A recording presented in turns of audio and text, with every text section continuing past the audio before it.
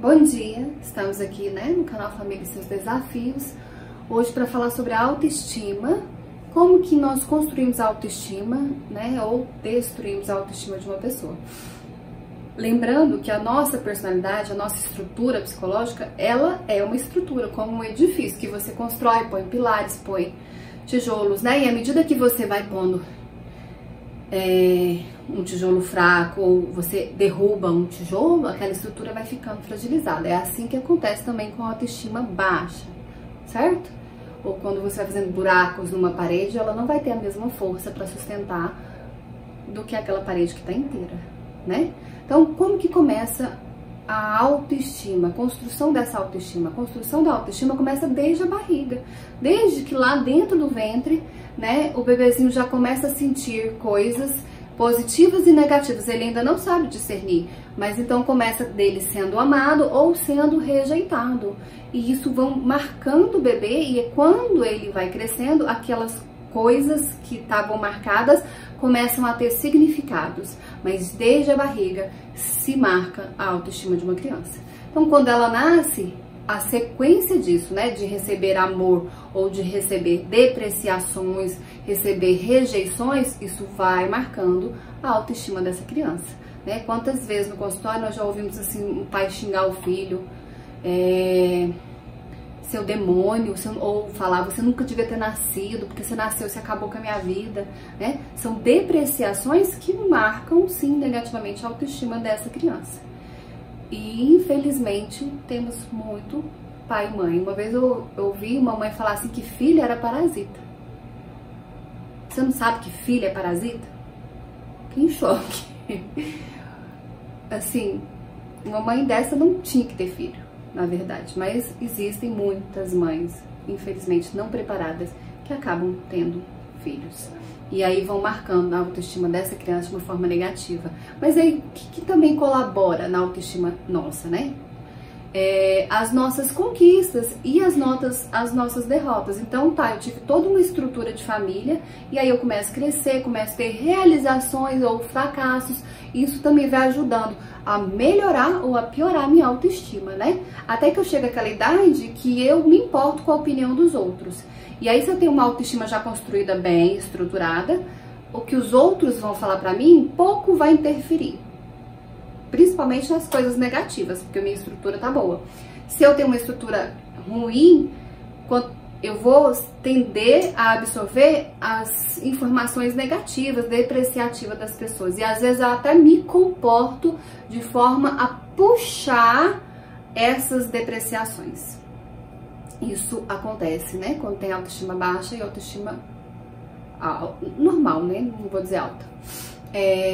Então, o que a gente pode fazer então para construir bem a autoestima dos nossos filhos? Primeiro, valorizar o que eles são, o que eles fazem, sem comparar.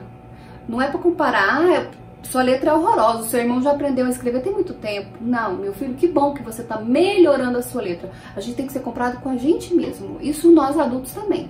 Para de se comparar lá com a atriz tal, que tem a barriga tal, Se compara com você e não com os outros. Você tem que melhorar o que você é e não se comparar com os outros. Então, valorizar o que você é. Outra coisa, não fica tentando ser o que você não é. Por exemplo, eu quero ser uma cantora, mas a minha voz é péssima. Às vezes você não vai ser uma boa cantora, mas às vezes você é muito inteligente e vai servir para outro tipo de trabalho.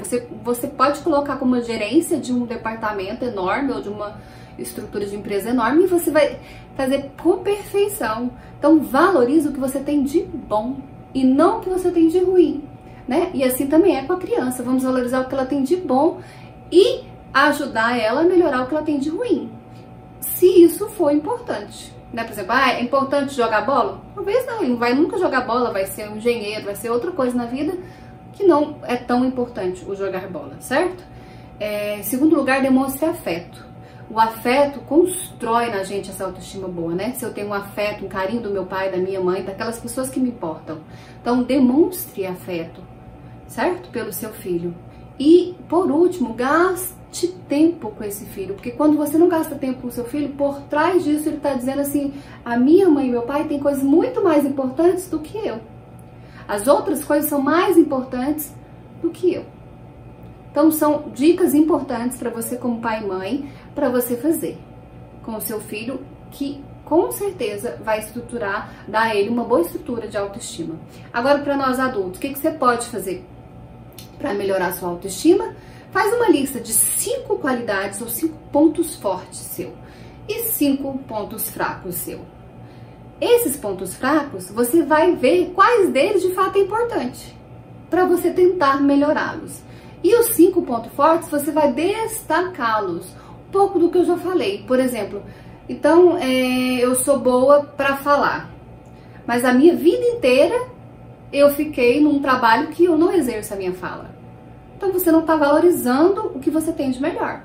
Então você pode de alguma outra forma, às vezes você não pode sair do emprego, né? Mas às vezes você pode de alguma outra forma pegar essa qualidade sua e usá-la ao seu benefício.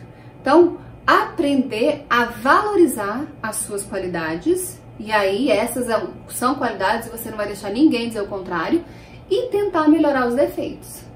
Aqueles que são importantes, porque tem tanto defeito que a gente acha na gente que às vezes não tem menor importância, é só porque a gente quer somar mesmo um negativismo. E normalmente a pessoa que tem uma autoestima baixa, ela tem um tipo de personalidade vitimista. Como eu sou ruim, como eu sou péssimo, como eu não dou certo em nada. Se você continuar com esse pensamento, você vai continuar na linha do fracasso. Então você tem que eliminar os seus defeitos ou fazer coisas que esses defeitos seus não influenciam. Por exemplo, vou dizer um defeito meu: sou péssima em geografia. Eu falo que eu nasci sem GPS. Então eu não brinco. Quando eu vou para um endereço que eu não conheço, eu uso GPS. Ponto. Eu não fico dependendo do meu ponto fraco. Certo? É um exemplo. Então, essas são as dicas de hoje. Espero que tenha ajudado você. Um abraço.